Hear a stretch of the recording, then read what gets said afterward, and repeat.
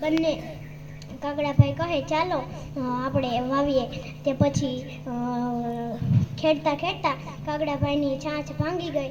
તે પછી કાગડો લુહાર પાસે ગયો.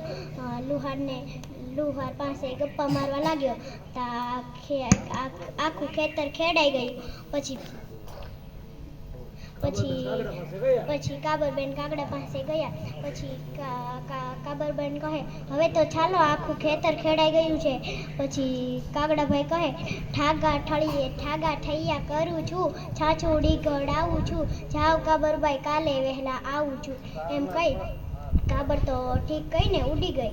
પછી પાછી કાબર નીંદવાનો સમય થયો. પછી કાબર વાવવાનો સમય થયો. પછી કાબર ફરી પાછી કાગડાભાઈને બોલાવવા ગઈ. કાગડાભાઈને કહે કાગડાભાઈ હવે તો ચાલો હવે તો વાવવાનો સમય થયો છે.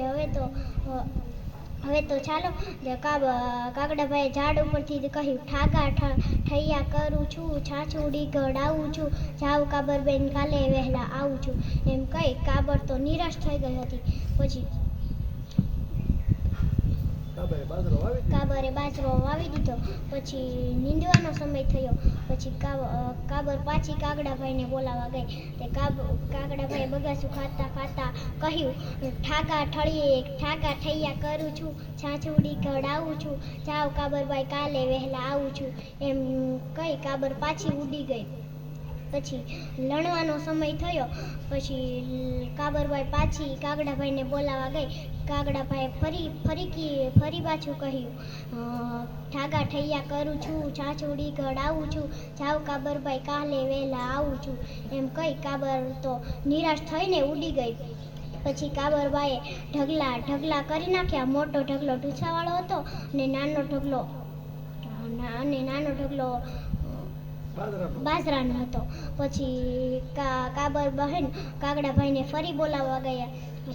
પછી કાબર બહેન કહે હવે તો ચાલો કાગડાભાઈ, હવે તો ઢગલા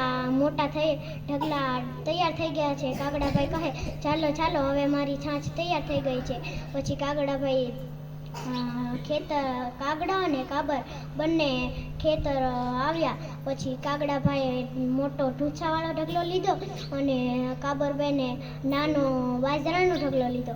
પછી કાગડાભાઈ ને કાબર બહેન બંને ઢગલા ઉપર બેસી ગયા. પછી કાગડો જેવો બેસવા ગયો ને તેવો કરીને નીચે લસરી ગયો. અસ્તુ જૈન.